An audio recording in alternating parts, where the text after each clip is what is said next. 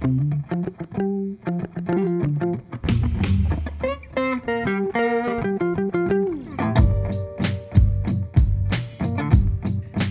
welcome to X Garage. This is Jake the Snake.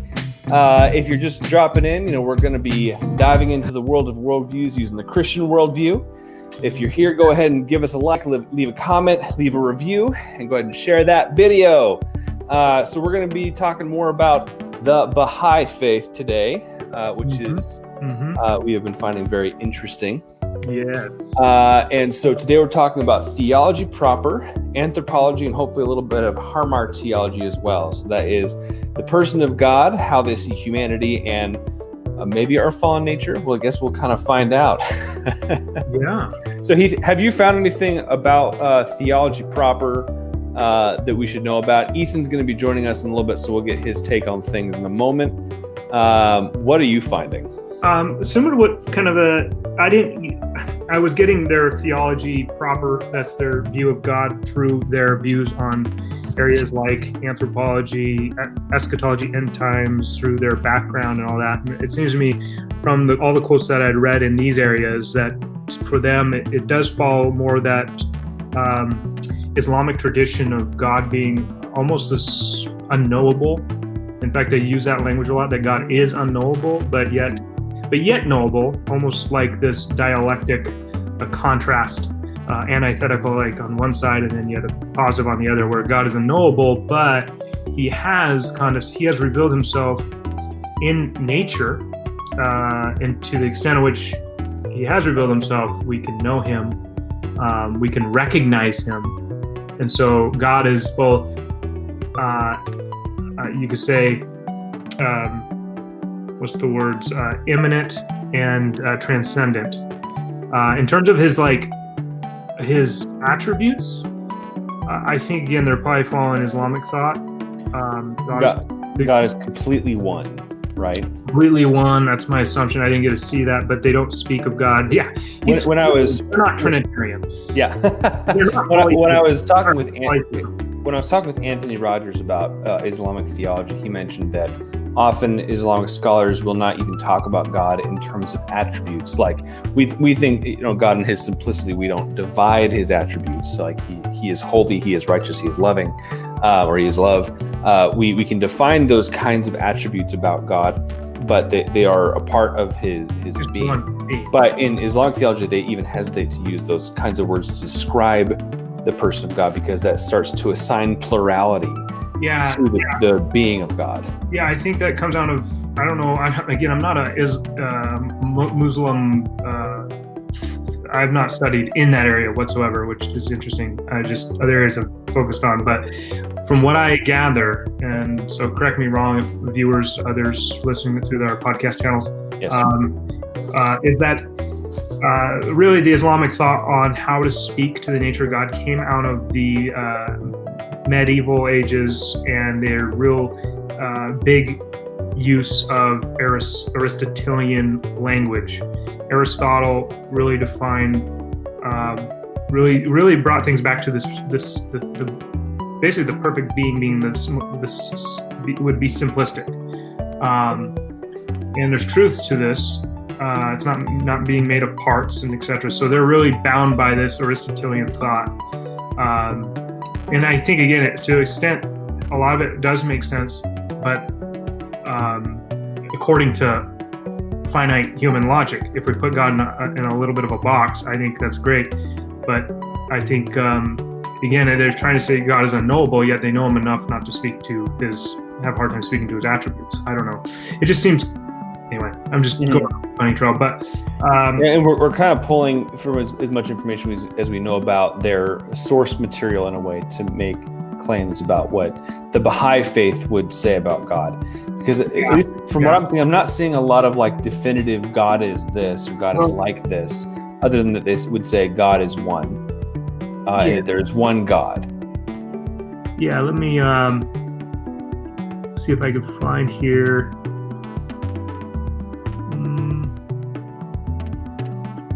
We've got so many quotes on here, but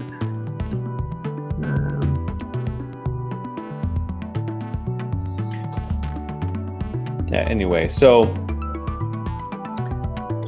So we're talking about the theology proper. Is there anything else that we should know about God other than the fact that he is one, and he does reveal things, whether it's through nature? On the website they talk about God revealing himself through nature. So the sun gives us light, and therefore God gives us light. So we can kind of have a natural theology they would have, which seems a little more maybe poetic than I would take it.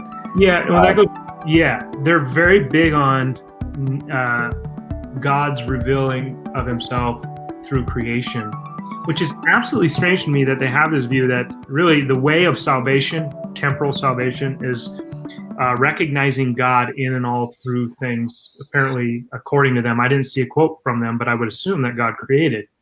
And yet, and the end goal, it's not about redeeming the material universe. It's actually about leaving it behind as our spirits go upward and onward in the divine attributes, or in this divine growth, if they don't like to use the word attributes.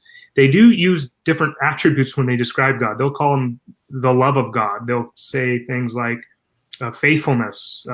And so whether or not they don't want to use attributes, they're necessarily brought to attributes. And again, this is kind of reminding me of Universalist Unitarians. Is we're talking about the way that God approaches revelation. Is that he'll prescribe or he'll send someone that is a revelation of himself, and that person will prescribe a medicine. That's the revelation they bring.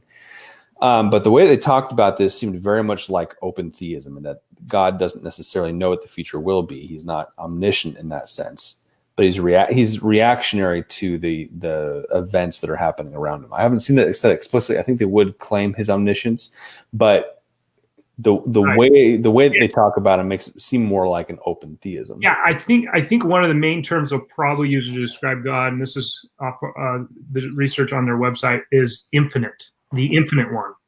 And so in terms of anything that's good and holy, other and virtuous, God is infinite of that, insurpassable. Of course, I mean, if we're going to define the greatest conceivable being, he's infinitely good.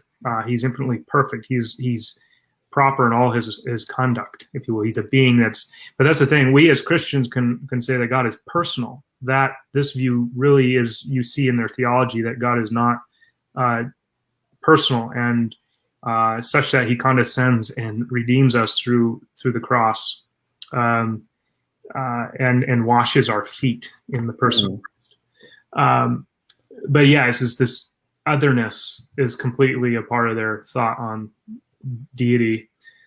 Maybe we can move into anthropology, and then when Ethan gets back, we can ask him about his thoughts on theology. Yeah.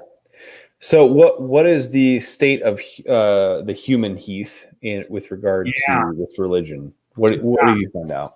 So I think they're pretty straightforward in this area, that we're spiritual, physical beings. We're die cut. Maybe some of them are tri-cut. I don't know, but they just have this duality. It's a very dualistic system from what flesh and soul. Yeah, flesh and soul. The emphasis is on the uniqueness of the human soul in terms of rationality. Again, playing back on Aristotelian thought and Greek thought of the time where Islam had really brought about a lot of its theology. As far as I know, I'm not an Islamic scholar, but it seems to be that's where they got their views from. Was the medieval age, a lot of their theological growth, and I see that here with the Baha'i faith, is that the emphasis is on the soul, rationality, through which humanity may heighten themselves in their diverse gifts. So they see arts, sciences, productivity, technological advancement. All these things are only going to get better and better as we advance as humans, again, through this evolutionary philosophical movement. Again, it's Hegelian. I got to give him it did seem kind of Hegelian at that front. Yeah, humanity is going to keep on progressing. There might be a thesis and an antithesis, and then we'll keep on progressing in terms of ideas or how we interact with the world, our technology. So in that sense, when he's talking about a prophet, he's coming to correct some ailment. Yep. And then some other time it might be somewhat contradictory, but a different prophet will come and then correct it this way. such that, right now the big problems that they feel like they're correcting right now might have to do with transgenderism, and they're taking more of a liberal lean on that, liberal takes on sexuality and gender and all that stuff. Which goes to the point that they actually are a religion of the day. I noticed that even today. So they wouldn't have held that view back in the day, but they're just going with the spirit of the age, Ephesians 2. They're following the spirit of the power, the prince of the power of the air, moving to whatever ethics seems to be the new thing. And you'll note that a lot of these ethics are always contra to Christ and his word. Or there will be just distortions of it. Maybe that's a better way to put it. There'll be truth in there, bits of truth, but they'll be distorted such that, for example, male, female are created in God's image and good and made to be one. And early on in their theology with the Baha'i, that was the thought. Now that we have transgenderism and all these other things on the front of political, trying to bring about a society that's united and no one's being oppressed, they're also seeing this as part of divine revelation, that we need to not oppress these groups to bring about this global peace, which, like we were saying, it's a use of critical theory, it's a use of Hegel. Nothing new. But one thing I might note is there's a quote from their site. It says, when death occurs in this world, the soul is separated from the body and continues to progress in an eternal journey towards perfection. Okay. So there's kind of a similar thing to maybe Mormonism, where there's this eternal progression kind of theory going on. Mm-hmm.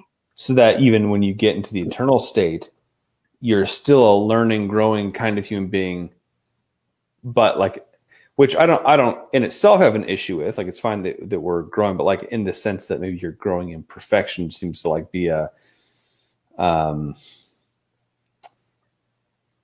maybe that's part of the issue. Is it's very anthrocentric. Yeah, it's very much centered around the humanity. Is the object of everything. The glory of God, as I was reading through their authoritative writings on their site, the glory of God is not central to their thought. It's about us obtaining more of what is glorious in us and in our, so in a temporary sense for today. And then when our bodies pass, we continue to grow in these perfections. It's very man-centric, like you said. It's not. Yeah. It's not Christological like the Christian faith, and as God's word says, where we as image bearers grow in Christ likeness, we glorifies our Creator. That language is not up in their vocabulary whatsoever. Right. I think I'm being fair there. So, but what's interesting is they really do follow Hindu thought on this. Like, Hindu thought was obviously before the Baha'i, and so they're taking again those teachings, whichever ones they want or see that is really going to be which I'm curious to see. Oh, Ethan just jumped off. He was on for a second, he jumped off. I'm curious to see what is there a way to really follow their streams of influence, because I think geographically they are closer to India. Shoot, what country was it again? Pakistan. Hey, Ethan's here again. Where did the Baha'i faith start? Oh, Ethan's getting on. I'm going to Google it while he's still looking. There's a few locations with those earlier guys. There's like 4 guys there in that stream. In our stream? No, in the you're talking about finding the actual locale. It's Iran. Yeah, but I mean, there was. I don't know if. Yeah, I want to look at it because I think there's a few locations where these individuals were, these earlier guys we mentioned in background. Yep, for sure. Cool. All right. Hey, Ethan, how's it going? Can you hear us? Yeah, I can hear you now. I wasn't hearing you before. Yeah. Cool. So we talked a little bit about theology proper, that God is one, It seems like they follow somewhat of an Islamic thought that he is more of a strict unity. We're kind of inferring that they probably wouldn't associate the same kind of.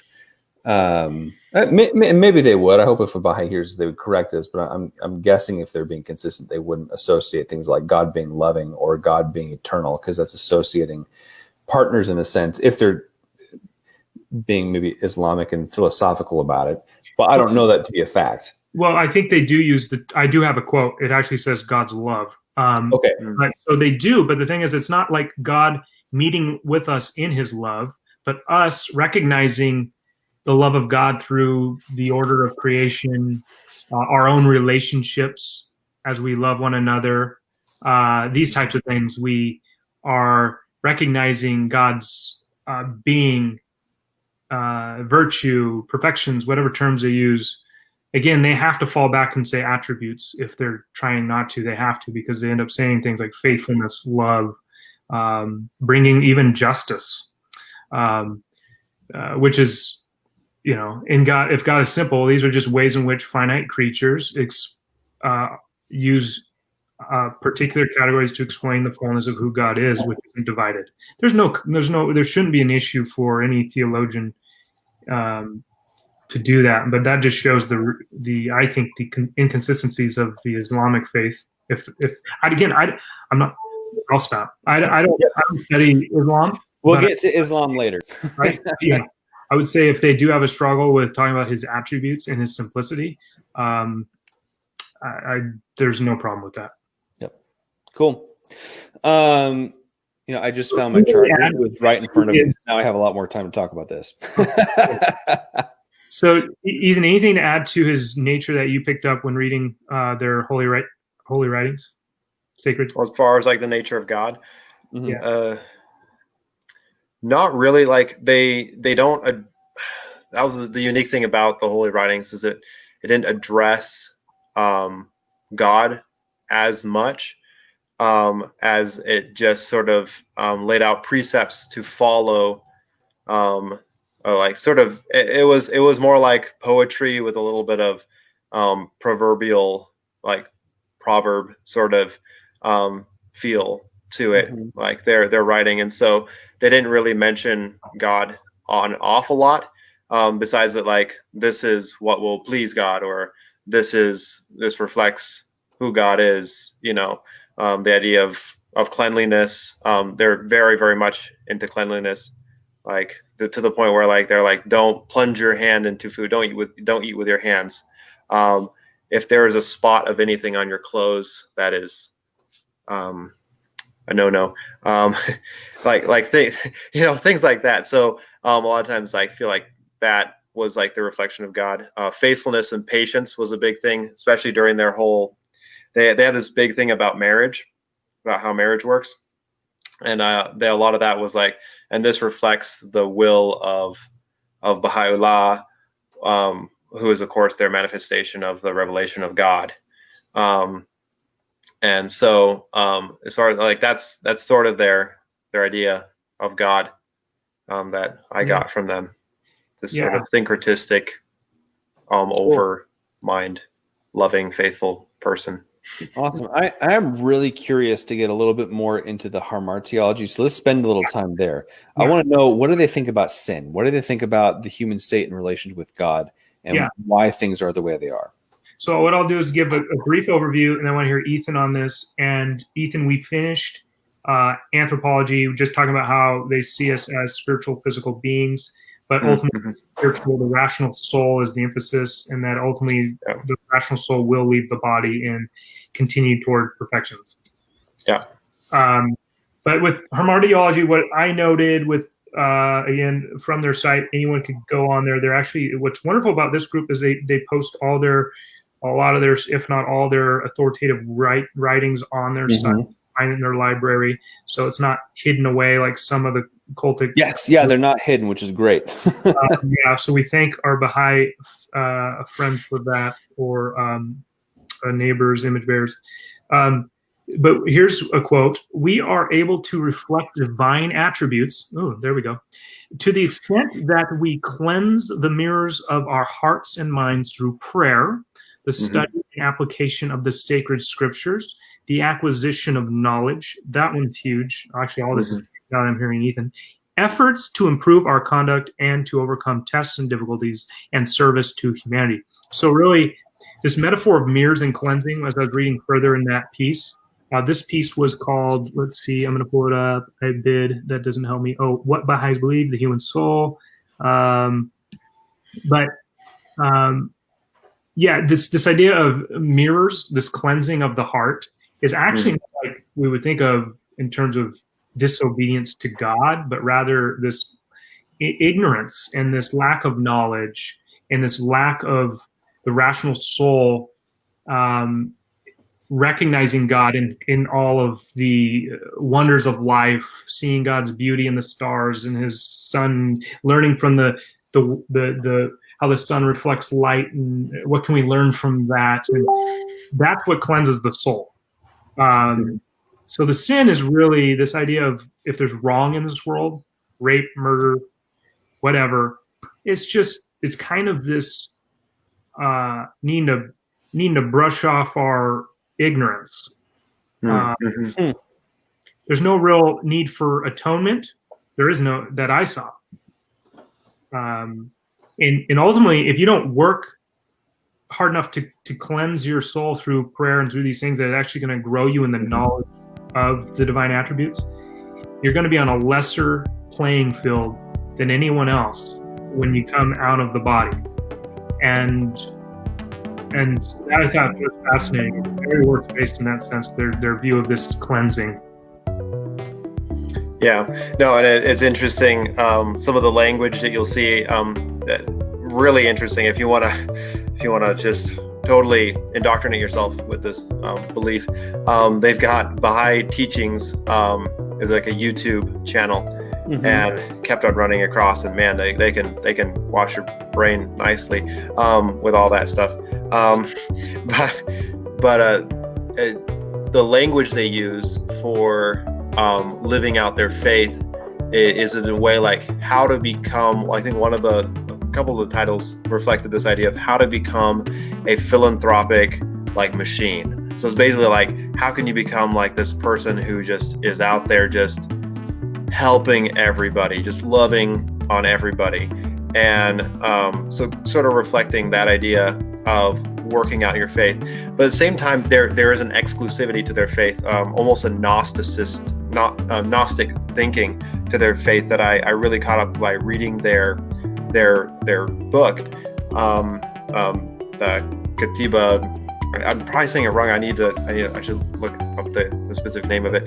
But basically, this idea that if you don't understand what we're saying here, if you don't understand how this works out, it obviously has not been revealed to you, and you are not one of the ones who have been chosen to understand this truth.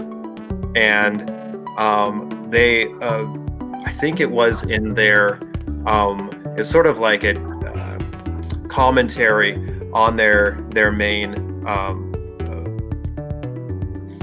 revelation, was saying that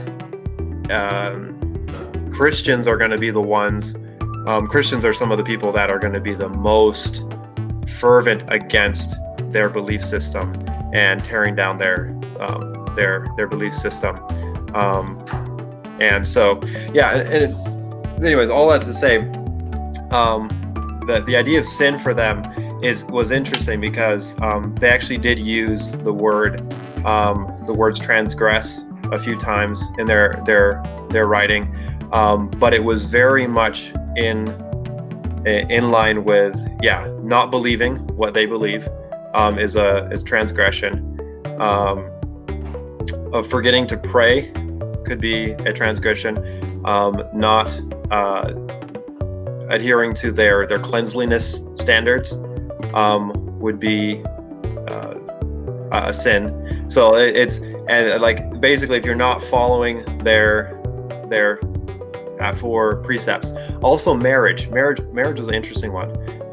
If they actually have all these laws, like if you are going to leave your wife for a trip, you need to tell exactly when you're going to come back to your wife. And if you're not going to be able to fulfill that, you need to call ahead and tell her that you're coming back. And if this happens for more than I think it's 6 months, then your wife is free to marry someone else. And all built up in this. And if you're fighting for a year straight, you and your wife, then you're free to both marry someone else. And it's so if you break these rules, obviously, so they're very, very much. It was interesting because they're almost monogamous, but they had some polygamous language in there as well. Yeah, and was that an earlier work? That's their main book. When was that one written? Was that from Baha'u'llah? That was Baha'u'llah. Yeah. So they've abrogated that by now, because now they affirm transgender relations and probably. Oh yeah. No, that was the interesting thing, is it was all basically male-female marriage. Yep, like, that's all they talk about. Yes. Like, yeah. Totally. That's what I noticed. All the writings from the divine manifestation on something that should be transcend culture and time, ultimately does not transcend culture and time. It is just old revelation for the group. Yeah. No, that was interesting. Also, something like when you're dead. I don't know if this is going to pass into eschatology. Did we already talked about not eschatology? Yeah, eschatology. Next is salvation and eschatology. Okay. I think yeah, Jake. We're actually probably good to go on to the next episode anyway. Okay. So why don't we stop here, and we'll get on to the next thing. So thank you for joining us so much at X Garage, the most craziest podcast you'll ever hear in your entire life. Feel free to give us a like, leave us a review, leave us a comment, share this episode, and we will see you around X Garage.